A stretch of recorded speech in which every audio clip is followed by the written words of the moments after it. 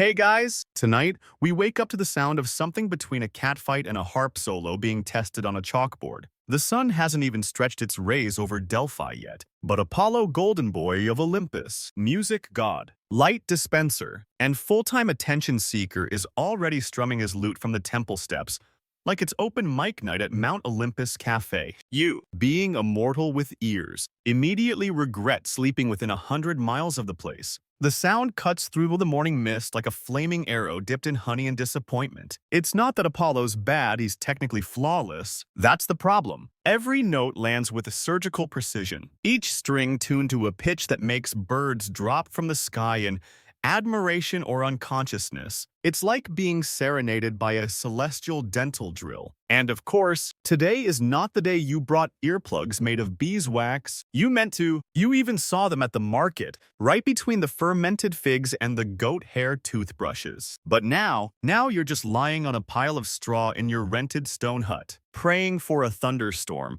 or a freak landslide to end your suffering. So, before you get comfortable, take a moment to like the video and subscribe, but only if you genuinely enjoy what I do here. And hey, tell me where you're listening from and what time it is there. Always curious. Now, dim the lights, maybe turn on a fan for that soft background hum, and let's ease into tonight's journey together. You shuffle out of bed and squint toward the temple. Apollo is glowing, literally. The kind of glow that makes moths flutter toward him in confused devotion. He's plucking at his instrument like it owes him money, surrounded by a few painfully loyal worshippers, and at least 3 cats who clearly regret their life choices. The story goes that Apollo invented the lute, or at least took all the credit for it. Historians still argue whether he designed the instrument himself or just repurposed an earlier lyre left behind by Hermes, who was notoriously careless with his prototypes. Some even whisper that the original strings were goat guts stretched over a tortoise shell, which, if you're a turtle, is a real insult to your afterlife. But Apollo wanted something more elegant, something with resonance, style, and the ability to destroy weekend plans from several valleys away. Thus, the lute was born, tuned with obsessive precision, and cursed to be played only by those who felt emotionally superior to everyone else in the room. And every morning since, the sun rises to the tune of Apollo's self-indulgent serenades. Crops have withered waiting for the tempo to finish. Entire weddings have been delayed due to impromptu concerts. One village down the hill reportedly scheduled all childbirths around his set list. You pass a farmer dragging a mule who's stuffing wool into its ears. Day 5 of rehearsals. He mumbles, "We lost 3 roosters yesterday. They thought it was Judgment Day." To be fair, not everyone hates Apollo's music. Some goats reportedly lactate faster. Olive trees seem to blossom slightly off-season in rhythm to his chords. But for every enchanted herb garden, there's a vineyard full of grapes who've turned to raisins in protest. And then there's the Muses, 9 sisters, each allegedly the patron of a different art form. Though most of them now live in a chorus line of eye rolls. Calliope, the epic poetry one, has taken to humming funeral dirges just loud enough to disrupt the melody. Cleo, who's in charge of history, has been keeping an official record of how often Apollo hits that same high C just to annoy her. Still, none of them dare stop him, because Apollo's got that tricky combo of being beautiful, powerful, and deeply sensitive to criticism. He once turned a critic into a field of sunflowers. Another time, he cursed an entire region with tone-deaf birds because someone dared suggest his rhythm was a bit fussy. You finally make it to the amphitheater, where a small crowd is assembling, some out of devotion, some out of morbid curiosity, and a few because they're just too sleepy to walk away. A donkey tries to bray in the middle of a trill. Apollo stops mid-note, narrows his eyes, and the donkey's tail falls off. No one says a word. Quirky fact of the day. There's a fringe theory among musical historians that Apollo once tried to patent a 7-note scale, but was denied by Zeus due to unnecessary celestial bureaucracy. To this day, music in Olympus is rumored to still be under review by the Department of Divine Sound Ordinances, headed by a disgruntled nymph who plays triangle. You sit down next to a shepherd who offers you a fig and mutters, "If he plays that love ballad to Daphne again, I swear I'll move to Crete." He does, for the fifth time that morning. And as the sun climbs higher and the notes swirl around like golden dust mites in the air, you wonder, is there truly peace in the world? Or is this the sound of immortality slowly unraveling into sheet music?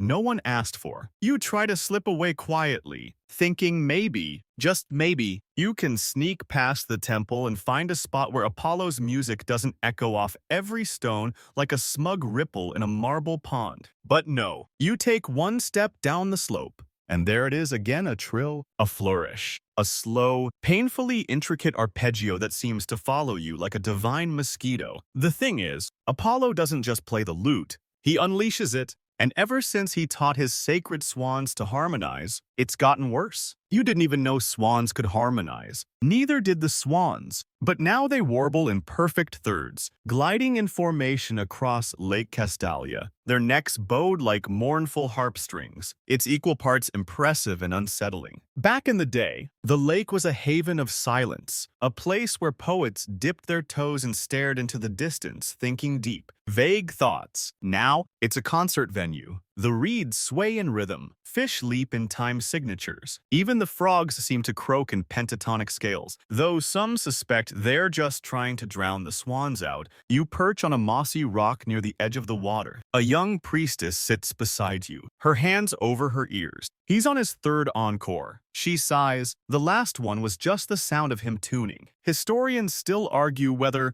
Apollo's musical obsession was about divine inspiration or deep personal insecurity. One camp claims he played to honor the Muses, uplift mankind, and elevate the soul. The other, less polite camp suggests he just needed constant reassurance and maybe had something to prove after losing a foot race to Hermes as a child. Today's rehearsal theme appears to be melancholic triumph in 5 movements. You know this because Apollo announced it, out loud, in perfect meter. He's now pacing in a flowing golden robe, adjusting his posture between stanzas and giving vocal direction to a group of terrified turtles who apparently weren't clapping on beat. One disappears into its shell. You silently root for it. Meanwhile, the townsfolk are adapting. The blacksmith hammers only in rests between measures. The bakers have synchronized their kneading to Apollo's downbeats. Children play hopscotch, using patterns from his chord progressions. It's either a cultural renaissance or Stockholm Syndrome with better acoustics. And just when you think the day couldn't get stranger, a pair of swans land near you, shaking off droplets in time to a minor key trill. One opens its beak and emits a surprisingly complex harmony. The other swan waits for its cue, then joins in. The harmony is haunting, melancholy, surprisingly. Jolos. Emos. Quirky fact of the day. In some ancient fringe records likely written by a half-blind potter from Thebes, there's mention of a swan rebellion, where a flock collectively tried to out-sing Apollo during a thunderstorm. Apparently, lightning struck all but one, who now lives alone on a tiny islet and sings only at dusk. Some claim the surviving swan gained sentience and is plotting its comeback. You finally stand, feet numb from the vibrations humming through the soil. You wander past a statue of Apollo, taller than any mortal building, holding his lute like a spear and smiling with that vague expression only carved gods can pull off, half beatific, half smug. Near the base, someone has scratched it, make it stop in tiny, desperate letters. Someone else has crossed that out and added play Freebird. By midday, the sun is high, the sky cloudless, and the air vibrating with golden harmonics. You trudge back toward town through a forest of tuning echoes and abandoned sheet music, which Apollo insists on throwing dramatically into the wind after each breakthrough. You pass a musician from Athens sobbing into his kithara. He said, "My vibrato was soulless. I studied with the best. I performed at Hera's birthday banquet." You pat his shoulder. Did she enjoy it? She threw olives. Could have been worse. Could have been pears. You leave him to his grief and reach the market square. A group of merchants are holding a silent vote on whether to request divine silence during trade hours. They pass the motion unanimously, then realize none of them are brave enough to deliver the request. The last man who tried now sells sandals from a whisper-only stall beneath Mount Parnassus. His catchphrase is, "Don't wake the god." And yet, despite it all, you admit there's something oddly beautiful about the chaos. The way the swans glide in cadence, the glint of sunlight off Apollo's lute, the way the temple stairs vibrate under your sandals like a living stage. Maybe this is what divine art is supposed to be. Inconvenient, dazzling, and utterly indifferent to your weekend plans. As Apollo launches into a new movement, Ode to Myself, Part 7, The Swanning. You sink onto a sun-warmed step and let the music wash over you. It's annoying. Yes, but it's also ancient and golden and echoing in valleys you'll never reach. You still wish he'd learn to play softly. The Muses promised a quiet weekend. You'd been looking forward to it all week. A peaceful escape up Mount Helicon, a bit of wine, maybe some impromptu poetry beneath a fig tree. But no, Apollo heard about it, which means now it's a retreat/masterclass, and you're standing in a meadow with a lute pressed into your hands, and a divine syllabus floating midair in glowing script. The 9 muses had arrived early, trailing silk and sass, their voices humming low like bees in a hive full of ancient gossip. You thought you'd sneak into the background, maybe help set up lunch, but instead, Apollo descended from the clouds like a theatrical rain delay and declared this weekend a sacred opportunity to refine our collective sound. The only thing getting refined is your will to live. Don't worry, says Erato, patron of love poetry, handing you a tuning peg like it's a weapon in a war you didn't sign up for. He usually burns out after 3 hours. Or if someone cries, Apollo stands on a mossy boulder in the center of the field, basking in his own radiance like a very disciplined houseplant. He's shirtless. Of course. He calls it traditional. You call it distracting. He lifts his lute and starts the warm-up in ascending scale so perfect it makes your molars ache. The muses spread out in a loose semicircle, each gripping their preferred instrument, lyres, pipes, tambourines, and one very cursed-looking harp. You're pretty sure it growled. Cleo rolls her eyes. Melpomene already looks exhausted. You hold your lute the way one might hold a tax notice, distant, respectful, and with deep existential dread. Historically speaking, this mountaintop is considered a sacred seat of artistic inspiration. Poets have climbed here for centuries seeking divine insight. Historians still argue whether the first oracle who arrived here received a vision, or just hallucinated from altitude sickness and goat milk wine. Still, there's no denying the air feels charged, the kind of place where words form themselves in your mouth if you sit still long enough. That was the plan. Anyway, until Apollo brought a metronome, it's not even a magical one, just a regular wooden pendulum that ticks like an angry cricket. But he insists it keeps the mortal mind from wandering. You suspect it's actually a form of psychological warfare. Again, he calls out, after the 3rd repetition of the opening chord, with more feeling, less mortal hesitation. You adjust your grip and strum again, this time accidentally hitting a minor 7th that sours the entire harmony. One of the swans honks in horror. Terpsichore winces. Apollo looks as though you've physically insulted his hairstyle. Let's take 5, he says, in a tone that means you ruined everything. You retreat toward the fig tree, dragging the lute like a guilty conscience. Calliope joins you, biting into an apple and muttering. He's still mad. Orpheus played better under pressure. We all know it. A breeze picks up, rustling the leaves, carrying the faint strains of someone tuning again, always tuning. You wonder if Apollo ever hears silence the way mortals do. Does he fear it? Or worse, does he not believe in it? Quirky fact of the day. There's an obscure scroll found near Corinth that claims Apollo once banned silence within a 5-mile radius of his temple. Sound is the shadow of presence, it said. Monks used to carry tiny bells in their pockets to stay compliant. One unlucky chicken became a percussion instrument for refusing to cluck. Back in the field, rehearsals resume. Now it's partner exercises. You're paired with Thalia, muse of comedy, who insists on playing every scale backwards and giggling through the rests. It's the most fun you've had all morning, until Apollo stops the whole session because someone is riffing. He doesn't like riffing. You can't rewrite harmony. He explains with a smile that's more threat than warmth. You can only perfect it. Thalia mock bows and drops her lute into a bush. You break for lunch, or try to. The moment you bite into a fig-stuffed flatbread, Apollo starts playing again solo this time, wandering the meadow with the drama of a man composing a breakup letter to his own reflection. You chew silently, afraid even your molars might be off-tempo. The sun arcs overhead. The day melts into something soft and golden and vaguely exhausting. You sit beside Polyhymnia, who's meditating with her eyes open, and you ask, "Do you think he knows this was supposed to be a weekend off?" She shrugs. He thinks everything is sacred if he's in it. You don't even try to argue. By sundown, your fingers are sore. Your brain feels like lukewarm honey, and Apollo is teaching the trees how to hold a note.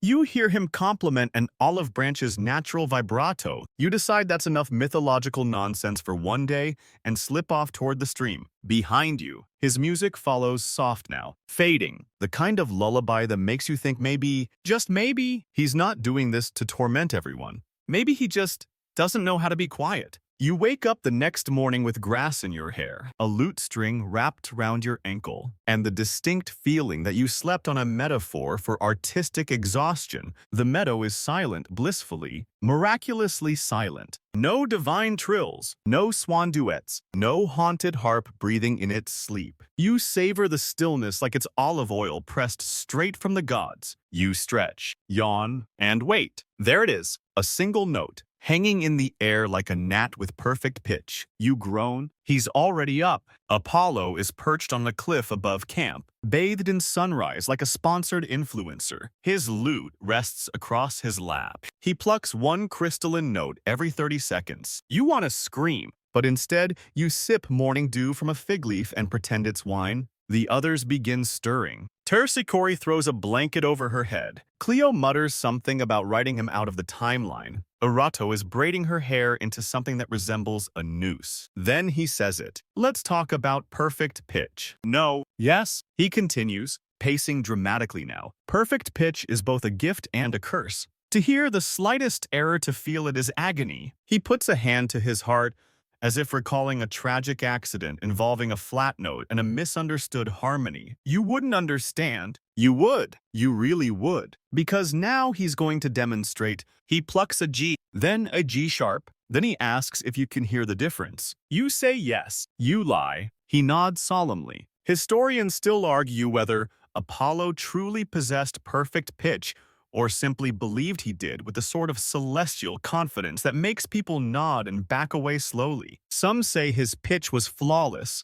Others claim the universe bent around his notes out of fear. One particularly bold scribe accused him of spiritual autotune. They were last seen trapped in an echo chamber near Mount Olympus. You join the others for breakfast. It's mostly olives, bread, and the quiet gnawing of hope.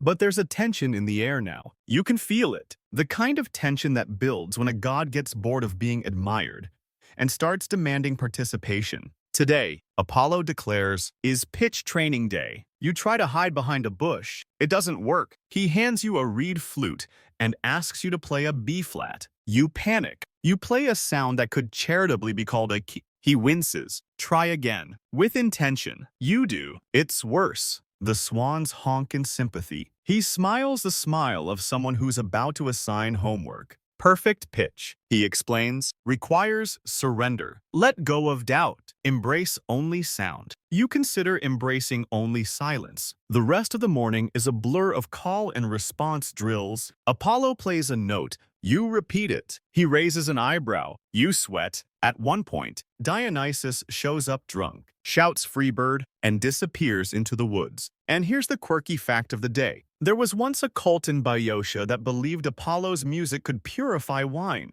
They'd play his hymns during harvest season in the vineyards. Hoping for divine fermentation, the wine tasted like regret. But the ritual caught on. By noon, you're hearing phantom notes in the wind. Your teeth vibrate in strange harmonics. Every bird call sounds like a quiz. You lie flat on the grass and try to breathe. But even your inhales feel off-tempo. Apollo hovers over you, concerned. You're tense. You nod. You're resisting the frequency of truth. You close your eyes. Perhaps a deeper scale will unlock your resonance. You fake sleep. Eventually, He moves on to a terrified goat. You hear him say, "Yes, just like that. Feel it in your huzz." You whisper an apology to the goat. Polyhymnia sits beside you and offers a fig. Don't worry. He'll forget this phase once he starts composing in Lydian again. You nod. What if he never stops? She shrugs. Then we fake a thunderstorm and blame Zeus. You both sit in silence for a moment, real silence,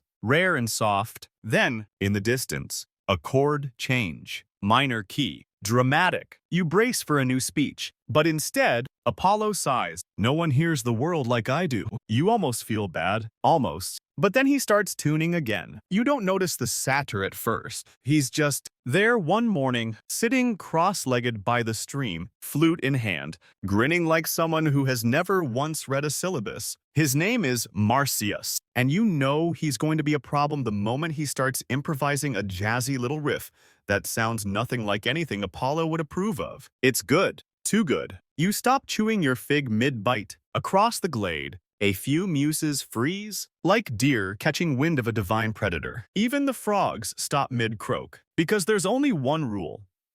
Everyone knows you don't outshine Apollo on anything with strings or air. Who's that? You whisper to Melpomene. She doesn't even look up. Trouble. Marsyas finishes his tune with a wink and a flourish, bowing to no one in particular. You catch Apollo's silhouette standing at the edge of the meadow, his golden hair glowing, expression unreadable. He claps once, twice, slow, loud, charming. Apollo says, "Do it again." Marsyas shrugs and does, this time louder, a little cockier, with a new twist of rhythm that makes your shoulders twitch. It's the kind of tune that smells like pine sap and late nights, reckless joy in musical form. And that's exactly what makes it dangerous. Apollo walks toward him, lute already in hand. Let's make it interesting. You know what's coming. It's always a contest with the gods, a duel of art, a battle of interpretation, a musical cage match, where losing means being turned into shrubbery or a constellation no one can pronounce.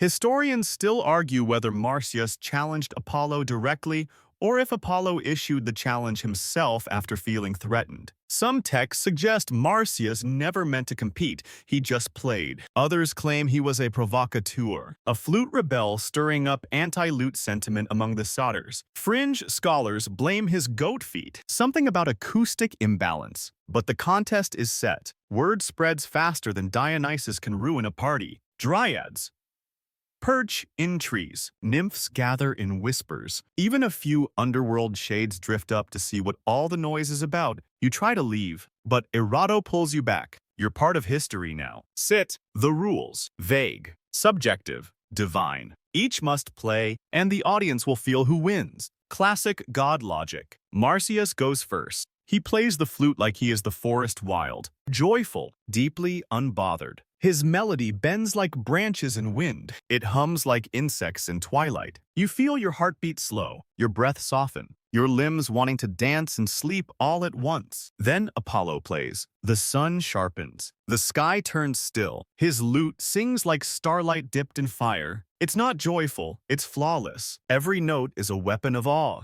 and it's exhausting. You look around. Most of the crowd is stunned into silence. Some are weeping. One tree appears to have shed its bark in emotional surrender. Marsyas doesn't blink. He plays again, this time softer, sweeter. There's laughter in it. Childhood. Curiosity, maybe even rebellion. Apollo responds by changing keys mid-measure, shifting rhythm, and casually creating a new musical mode that shouldn't exist. The earth trembles. Birds burst into song, then drop from the sky. Unsure whether they've been blessed or vaporized, then Apollo declares, the final round must be done upside down. Marsyas frowns. What? Upside down? Apollo repeats, as if it's obvious. Play your instrument while inverted. But I use my mouth, Marsyas points out. Apollo smiles. Here comes the quirky fact of the day. In a lost Homeric fragment, there's a version of this tale where Marsyas tries dangling from a tree by his ankles, fluting bravely until he passes out from blood rushing to his head. Some fringe historians argue this detail is symbolic. Others say Apollo just cheated. What happens next is, well, interpretations vary. The kinder versions say Marsyas bowed out with grace. The harsher ones say Apollo flayed him alive and hung his skin as a warning. But let's assume this. He was turned into a river. That's what the Muses tell children. That Marsyas now flows quietly through the hills, forever humming his unfinished song. You sit by the banks of that stream later, listening. There's no melody. Not exactly.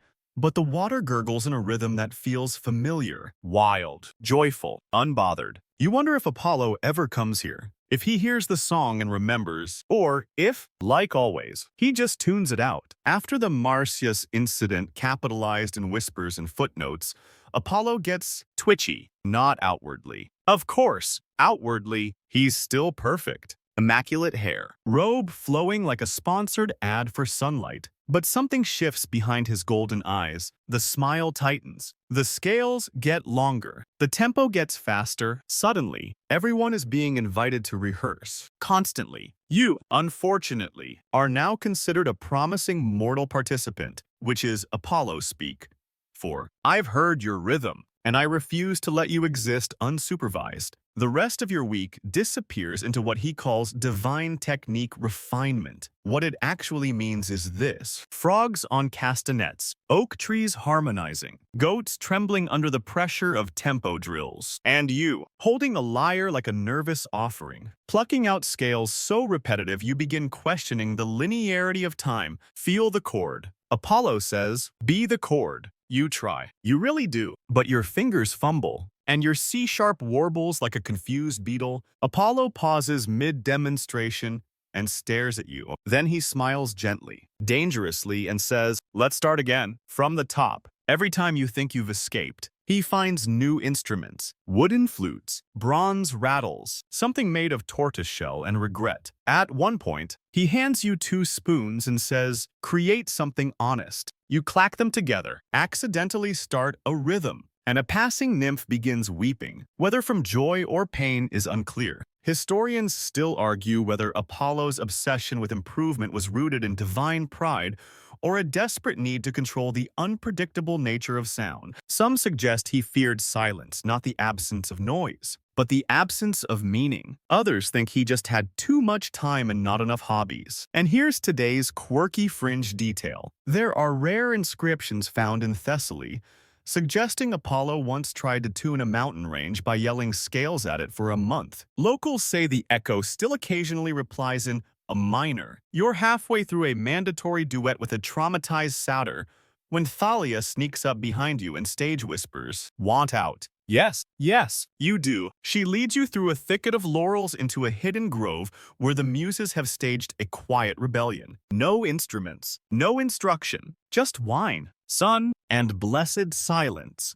Erato raises a goblet. Welcome to the unmusical underground. You collapse into the grass. I think I've been playing scales in my sleep. Polyhymnia nods sympathetically. He had a dream where a mushroom was off-key. He made me wake up and fix it. Cleo throws a fig at a squirrel. This isn't music. It's spiritual micromanagement. But your piece doesn't last. A bird chirps slightly off-tempo, and within seconds, Apollo appears in the clearing, lute in hand, eyes gleaming with the intensity of a god.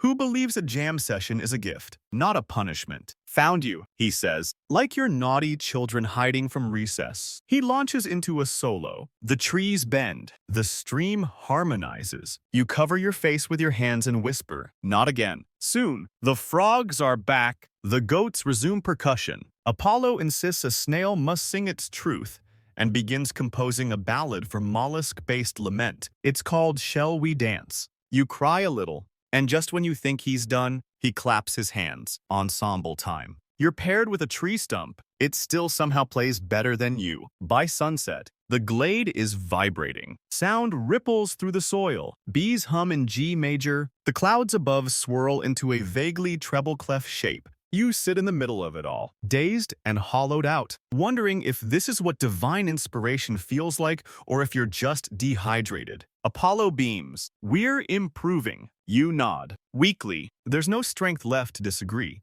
Tomorrow, he says, we add fire harmonics. You don't ask what that means. You don't want to know. You're not sure how it starts. Maybe it's the cumulative sleep deprivation. Maybe it's the creeping madness of endless rehearsals. Or maybe, just maybe, it's because Apollo finally decides to test his theory that competition refines the soul. You hear about it first from a nymph in a flower crown who whispers it like a scandal. There's going to be a battle of the bards. You blink. What? Like a friendly showcase. She looks horrified. No, a divine duel. And so, as the sun climbs the next day, the meadow becomes an arena. Apollo, of course, is center stage robe ironed by the morning breeze, skin glowing like a polished myth. He's carved out a platform using light itself, you didn't ask how. And he announces that anyone brave enough may challenge him in an elevated musical conversation, which is a polite way of saying, if you lose, he might turn you into a shrub.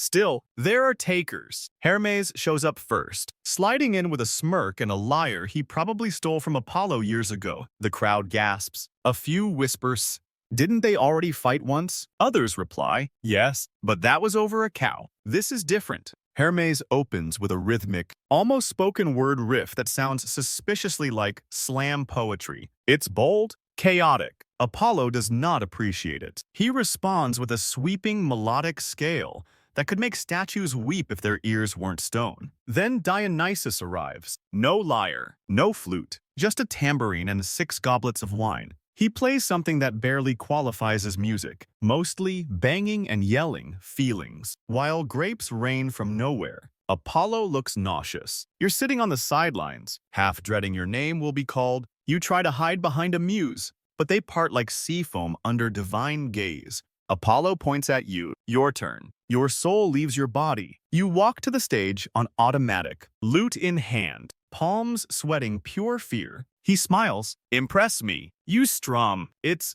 not terrible. You hit a decent chord. You remember something Thalia whispered to you once? Play like you're already a tree. Worst case, he just finishes the job. You focus on that. The audience tilts their heads. Apollo raises an eyebrow. You close your eyes and play again, this time without thinking, just fingers moving. Breath steady. It's flawed. It wobbles, but it's real. The meadow is quiet when you finish. Then, 1 clap, 2, a few scattered nods. Hermes grins and yells. We have a mortal contender. Apollo steps forward. For a moment, you think he's going to smite you with his lute, but instead, he says, interesting, rough, but interesting. And then he competes. The gods lean in. The muses stop gossiping. Even the frogs appear riveted. What follows is not a song, it's a display. A masterclass. Each note perfectly sculpted, like a marble statue carved midair. He plays harmonics you didn't know existed. He ends on a trill so high-pitched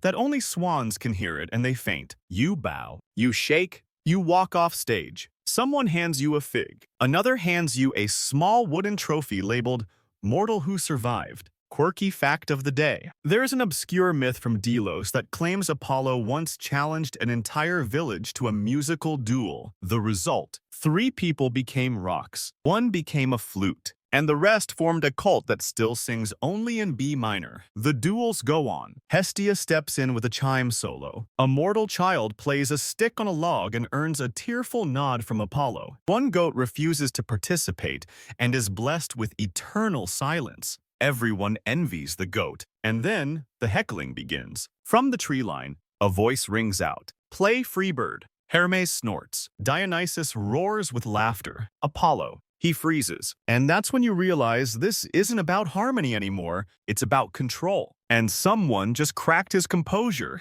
The crowd shifts. Apollo recovers. He plucks a single, solemn note and turns slowly toward the trees. Who said that? No one answers. But the contest is over. The music lingers in the air like perfume after a storm haunting. Heavy and absolutely exhausted. You sit back down, the lute warm in your lap. You're not sure who won, but you know you felt something. And that, according to Apollo, means everything. The fallout from the duel lingers for days. Apollo doesn't say he's upset. That would imply emotional vulnerability, which is against his divine branding. But the signs are everywhere. The sunrise arrives 5 minutes late. His lute stays mysteriously silent for 2 mornings in a row, and 3 olive trees near the amphitheater spontaneously shed their fruit in what can only be described as dramatic sympathy. You'd think this might mean peace, rest, maybe a return to normalcy. Nope. It means rage arrangements. Apollo starts composing pieces so intense they cause minor tremors in nearby villages. He insists the tempo be relentlessly introspective. The Muses stop showing up entirely. One satyr pretends to have laryngitis. Another fakes being turned to stone and lies very still for 6 hours under a blanket.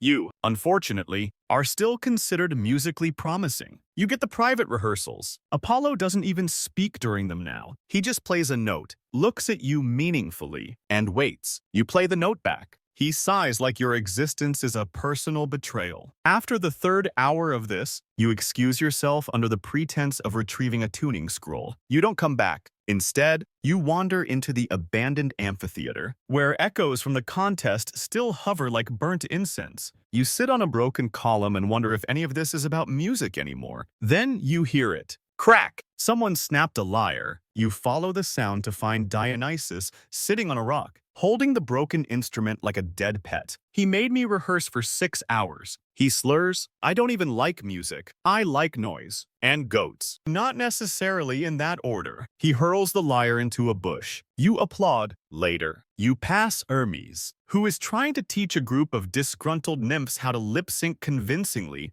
so they can just fake their next audition. When you ask why, he winks. Because the audience only pretends to listen. The gods are the ones who never stop. And that's the thing. Everyone is snapping. Thalia starts hiding all the tuning forks. Clio writes passive-aggressive critiques in the margins of Apollo's sheet music. Even Hestia accidentally sets fire to a ceremonial tambourine during a calming interlude. One muse simply leaves a scroll that reads, "Gone to invent interpretive silence." You begin hearing rumors, quiet ones, fragmented. The word mutiny is floated, usually followed by nervous laughter. Some say Orpheus is returning with a counter lute. Others claim a cave on Mount Ida is echoing off-tempo.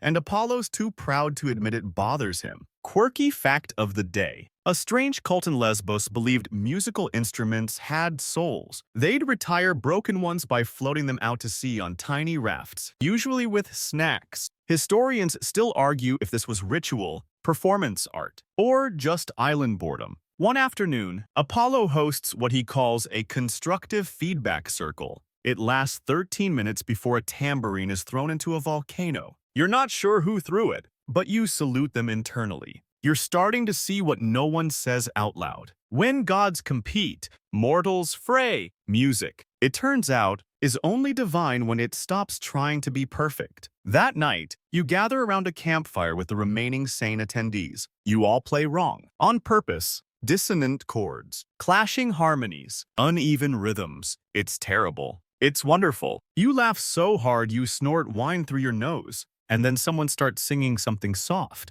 off-key, human, real. Apollo doesn't interrupt. He doesn't even show up. For the first time in days, you sleep without music vibrating in your bones. You dream of silence. And it's not empty, it's full. You wake to a quiet you don't trust. Not the peaceful, sun warming your face kind of quiet. No birdsong, no tuning notes, no swans harmonizing or frogs reluctantly croaking in C major. Just silence. Thick, suspicious, the kind of silence that feels like it's hiding something behind its back. You wander toward the temple clearing, already bracing yourself for Apollo's return to overcorrected enthusiasm. Maybe he'll announce a surprise 12-hour opera. Maybe he's composed a full symphony based on your footstep cadence. You wouldn't put it past him. Instead, you find a single lyre lying in the center of the stage, untouched. The strings shimmer faintly in the morning light. No one's around, not even the goats. You inch closer. Then you hear the story, whispered by a muse who appears behind you like she's been summoned by dramatic irony. She rolled her eyes. She says, "What?" You whisper, "Calero, a river nymph." During Apollo's solo last night,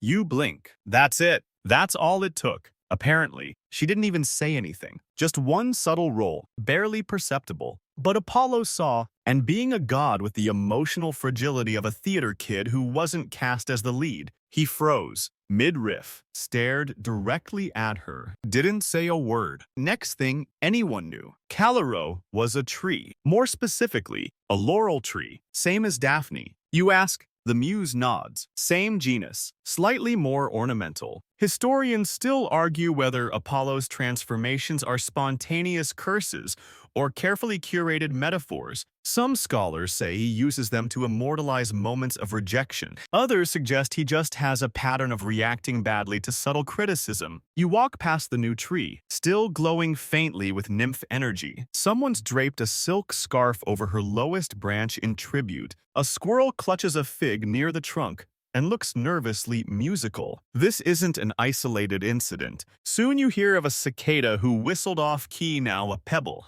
A mortal girl who said the harmony was a bit much turned into a bronze wind chime. One muse suggests that next time someone should just yawn. You all hiss and shush her. Don't give him ideas. Quirky fact of the day. An ancient Delphic poet once claimed Apollo carried a notebook titled Unsolicited Feedback, in which he recorded every slight, critique, and eyebrow raise he had ever endured. The notebook has never been found, though many suspect it's now part of the cave wall near Mount Parnassus. Petrified in passive-aggressive glory, you try to avoid the spotlight entirely now. You carry a rock in your mouth while walking past the temple just in case you're tempted to hum. You've even adopted a facial expression you call emotionally neutral but open to applause. It works. For a while. Then Orpheus arrives. You hear his music before you see him haunting. Hypnotic. The sound of longing woven into melody. It snakes through the trees like mist. By the time you reach the amphitheater, half the valley is already there. Drawn to the melancholy pull of it, he stands barefoot, eyes half-lidded, strumming his lyre like he's coaxing secrets from the underworld. Apollo is already waiting. The tension could snap a tuning peg. Orpheus plays. The melody weeps. You feel your bones sigh. One muse openly cries. A flower blooms at someone's feet, then withers instantly. Apollo listens, doesn't interrupt, doesn't breathe. Then he stands. His response is wordless, just notes. Bright, defiant, solar. It's everything Orpheus isn't. Structured, controlled, immaculate. Where Orpheus sounds like memory, Apollo sounds like command. And yet, something's off. The audience doesn't move. No gasps, no tears. Just a collective lean toward Orpheus. You see Apollo flinch. Not visibly. Not for anyone else. But you're close enough now to catch the smallest shift in his fingers. The tension. When Orpheus finishes, he doesn't bow. He just sets the lyre down and walks away. Apollo watches, doesn't speak. Later, you pass him near the stream. He's sitting alone. No lute, no glow. Just a god.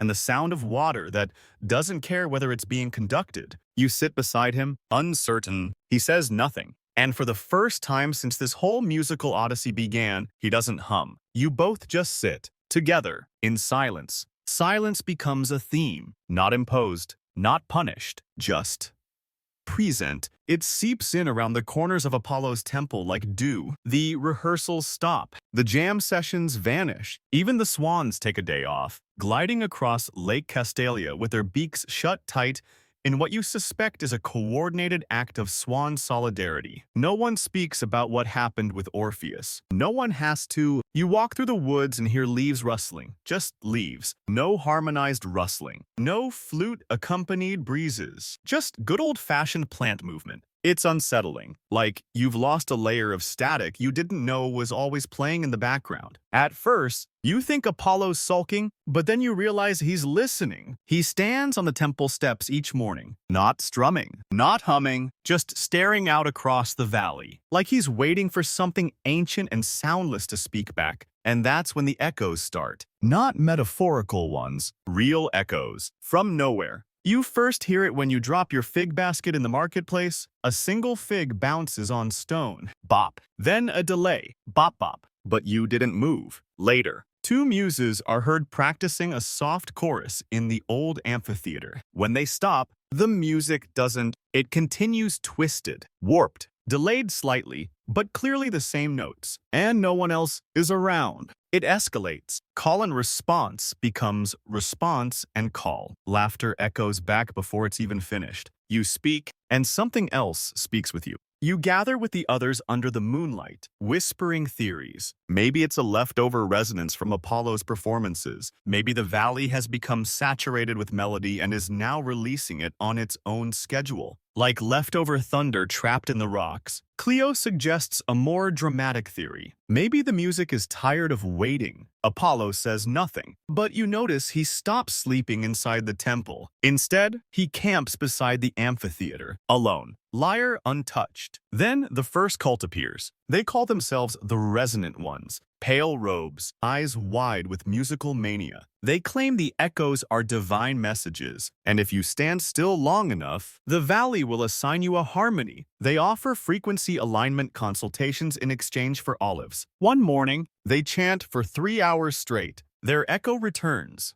In Dorian mode, they faint from joy. Apollo watches them, doesn't interfere, but something is clearly changing in him. He walks slower, stops correcting people, doesn't flinch when Hermes riffs mid-ritual, even lets a muse drop a tambourine without a lecture. It rolls down the hill and disappears. You all pretend it was intentional. Quirky fact of the day. In ancient Sparta, there was once a temple where music was forbidden not out of disdain, but reverence. They believed sound opened gates to other realms, and to sing was to summon. No one knows what they heard before the ban, only that the singing stopped abruptly. As the echoes deepen, people start leaving, not because they're afraid, just tired, homesick for the chaos of towns with regular noise. The mountain has become too reflective, too aware. Even silence here seems to remember things. You pack your satchel slowly one morning, not sure where you're going, just knowing that your fingers are raw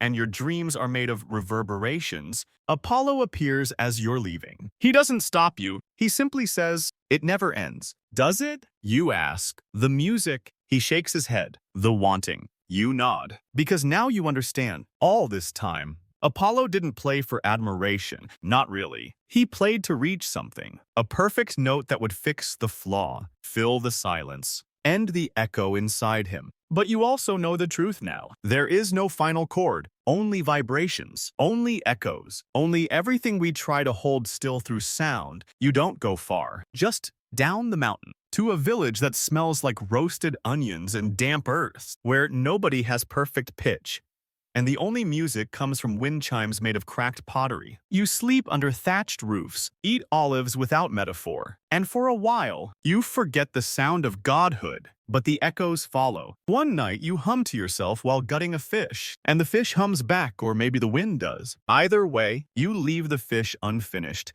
and sit very still for a long time. You hear stories from travelers. Apollo's cult is growing. Not the official temple stuff. Those priests are still fumbling with scrolls and lighting incense with overly theatrical wrist flicks, but a newer wave, the resonance. They believe Apollo's music was never meant to be understood, only absorbed. They sleep under the stars and chant in odd time signatures. They claim that echoes carry messages from the future. You return to Helicon briefly, just to see the temple is quieter now. Apollo doesn't host rehearsals. Instead, he walks, just wanders the hills in silence. Sometimes alone, sometimes with a student or a muse who's decided to forgive him. You watch from afar as he stops by a stream, listens, and nods at, what? You can't say. Historians still argue whether this was the beginning of Apollo's contemplative phase or just the tail end of an artistic burnout.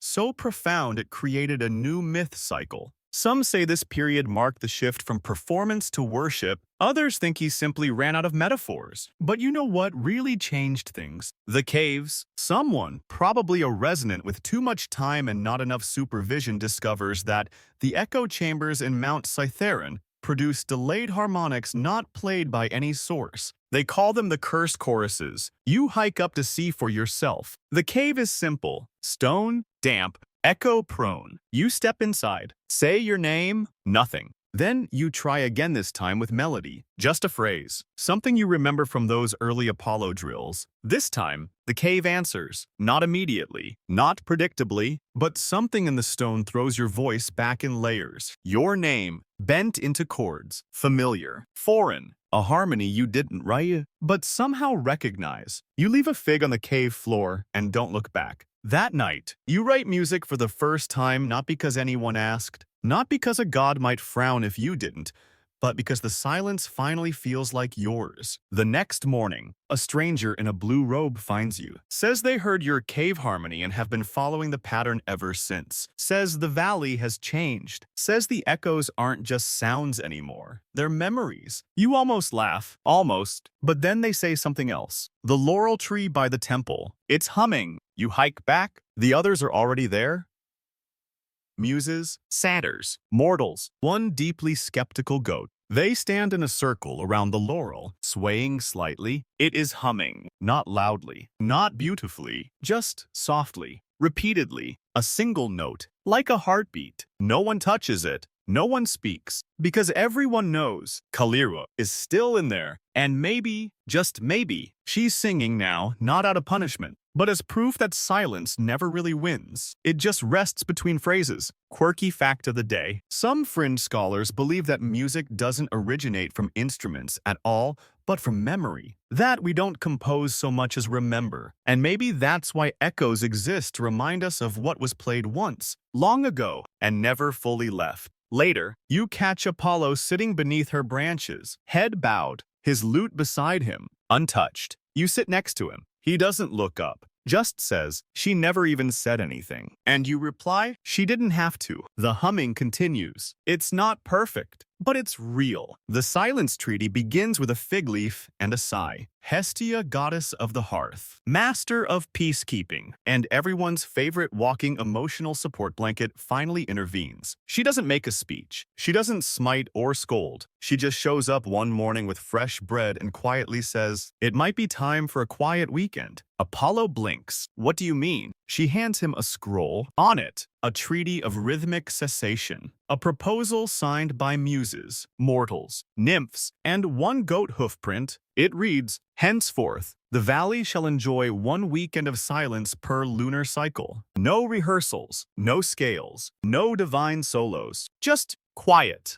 In exchange, all participants shall respectfully attend at least one Apollo-approved performance each month without heckling or disruptive existential commentary. Apollo stares at the scroll for a long time. Then he asks, can I still hum softly in the mornings? Hestia raises an eyebrow. No. She tilts her head. Fine. And that's how it starts. The first weekend of silence is strange, almost unnerving. You wake up and don't hear birds harmonizing or strings tuning, or someone somewhere practicing scales on a broken spoon. Just wind, and maybe a creak, and your own thoughts, which turn out to be louder than expected. At first, Apollo paces, a lot. He walks in circles around the temple like a lute-deprived ghost. You catch him once tapping rhythmically on a rock and gently remind him. That counts. He freezes, drops the rock, pretends it was a beetle. Others have a harder time. Terpsichore tries to dance in total silence,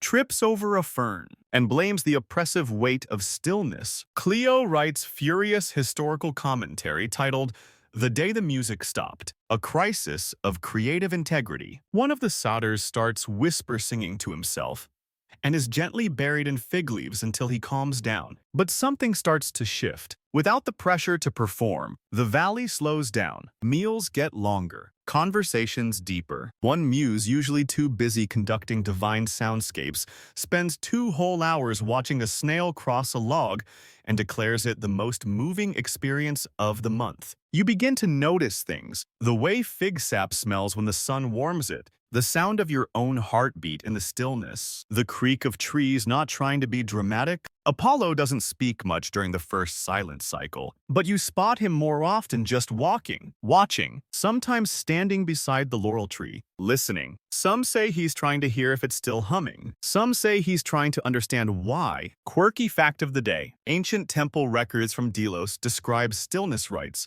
where entire choirs would gather only to not sing. They believed the silence drew gods closer. Curious about what had been left unsaid, archaeologists found earthenware labeled hush offering, though no one's quite sure what it held. Maybe just air. On the second silence weekend, something unexpected happens. A child, maybe 5, maybe 6, runs across the temple grounds and starts clapping. Not a song, not a performance, Just joy, wild and free and unsynchronized. No one stops her, not even Apollo. He watches from a distance, eyes bright but unreadable. Then he closes them and smiles just a little. You swear you hear him whisper something, but the wind catches it before it reaches you. Afterward, he picks up his lute. Not to play, just to hold. You sit beside him. Neither of you speaks, because there's something beautiful in not filling every space. Later, as the stars spill out across the darkening sky, you hear a single trill. It's not Apollo. It's a bird, off-key. Perfect. By the third silence weekend, Apollo cracks, not a full break, nothing dramatic. No tree transformations or passive-aggressive cloud formations. Just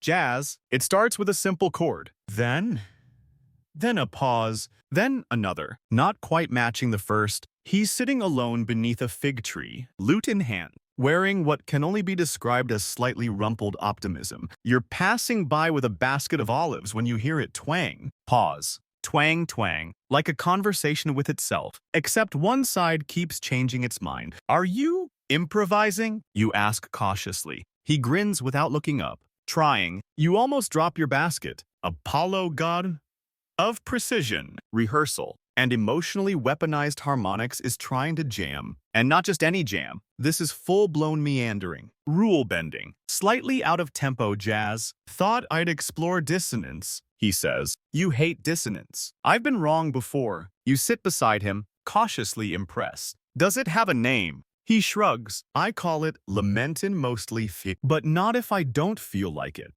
The next day, he assembles a small group for an experimental session. Everyone arrives late. Suspicious. Hermes brings a bucket and calls it percussion. Dionysus shows up with finger cymbals and a hangover. You bring a string you found near a bush and try to look confident. Apollo sets the tone. No structure, no tempo, no pressure. Just see what happens. The first 5 minutes are chaos. Random plucks, clashing tones. A goat bleats in a tragic key. Then something clicks. A rhythm emerges, not planned, but real. Not flawless, but alive. You play a note that doesn't belong. No one winces. Apollo smiles. It's a mess. A glorious, clunky, unrepeatable mess. But the valley seems to exhale. Later, Thalia declares it a melodic train wreck. But make it art. Even Cleo writes it down with a rare annotation. Possible turning point. Check back in 5 years. Historians still argue whether Apollo's jazz phase was a true artistic evolution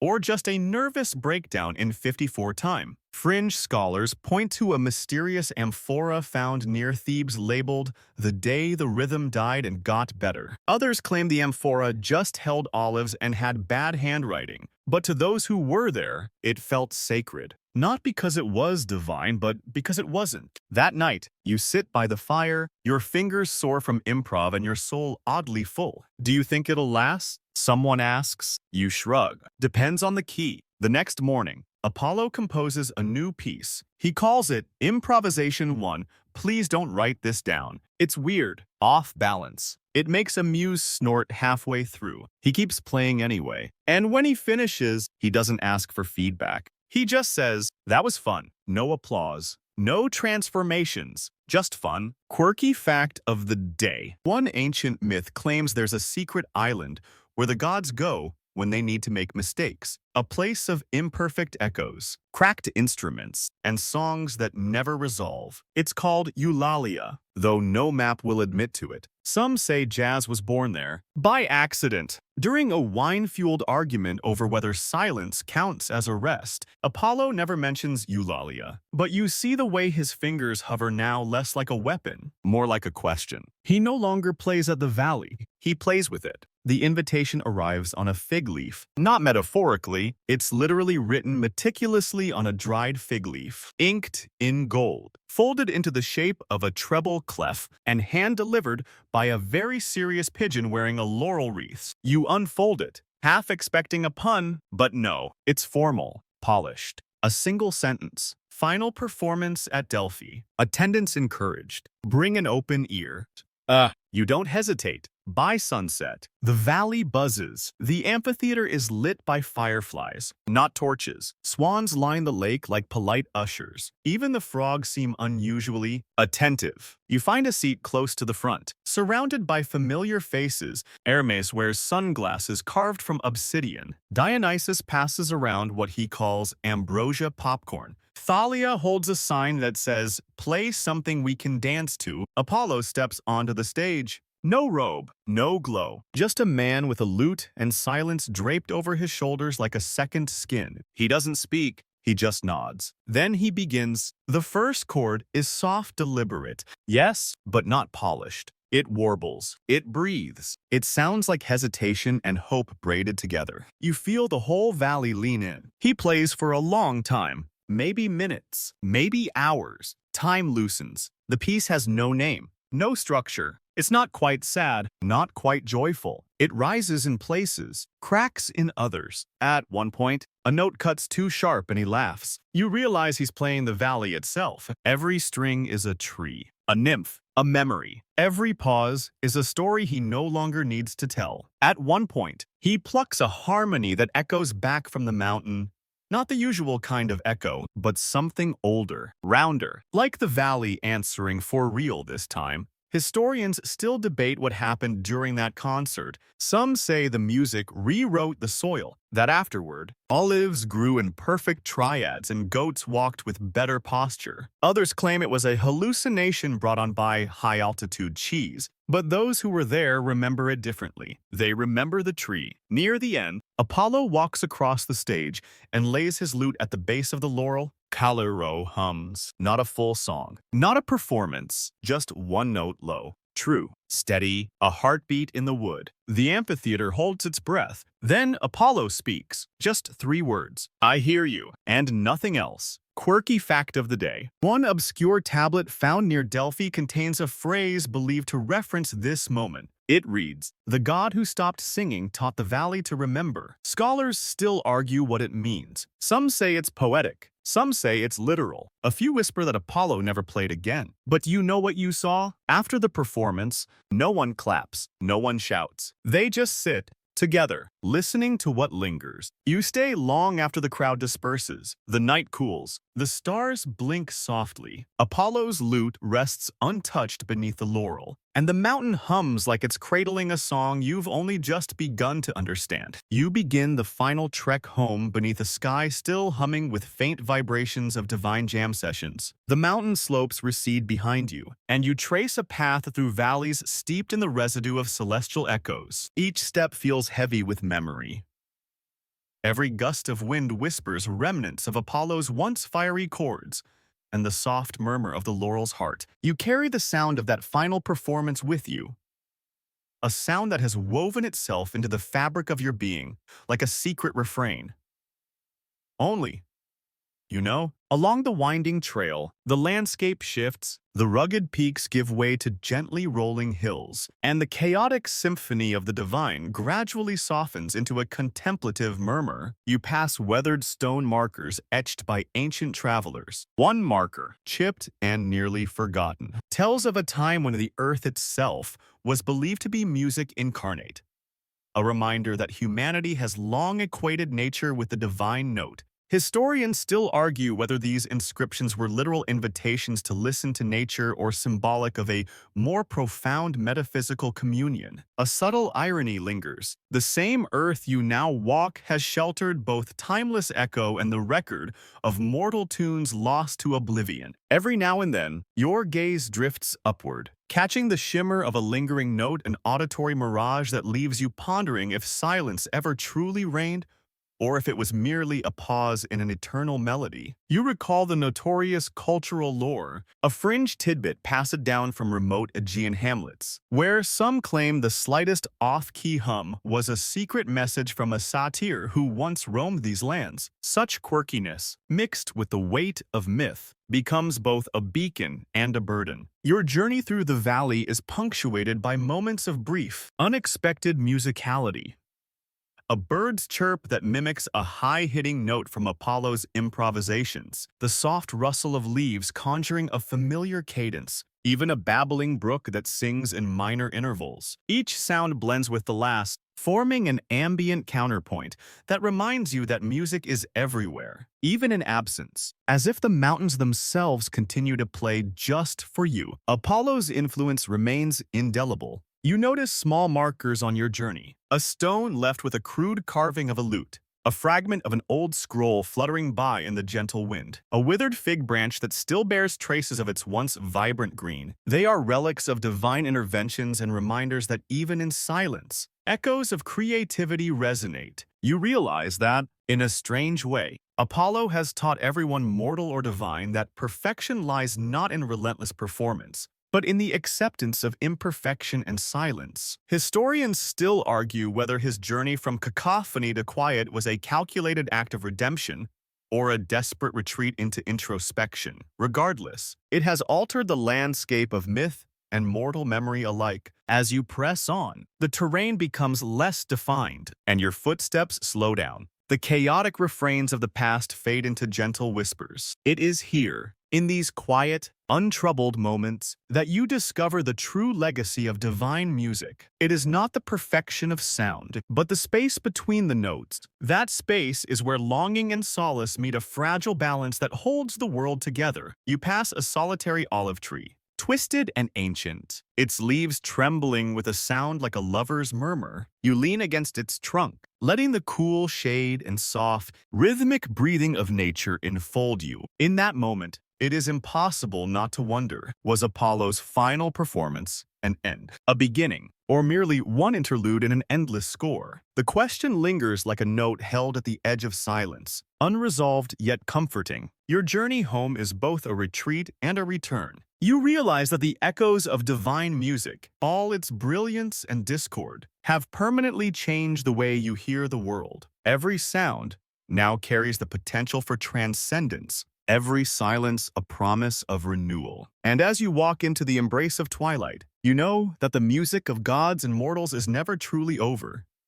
It simply fades into a gentle hum beneath the surface of our daily lives. The night deepens around you as you reach the outskirts of your old village. The vibrato of distant cicadas merges with the quiet pulse of your own heartbeat, and you feel the lingering resonance of Apollo's song drift gently through the air. The once potent strains of divine melody now soften into a tender murmur, like a lullaby whispered from a forgotten age. Every sound is a tender reminder that even the grandest performance must yield to stillness. In this gentle quiet, time seems to slow, enfolding you in a cocoon of memories and soft echoes. The cool breeze carries the scent of lavender and aged olive groves, its rhythmic rustling resonating with the unspoken promise of rest. The cacophony of endless divine debates and celestial duels gives way to the soft murmur of nature, a reminder that, in the spaces between notes, there is comfort and peace.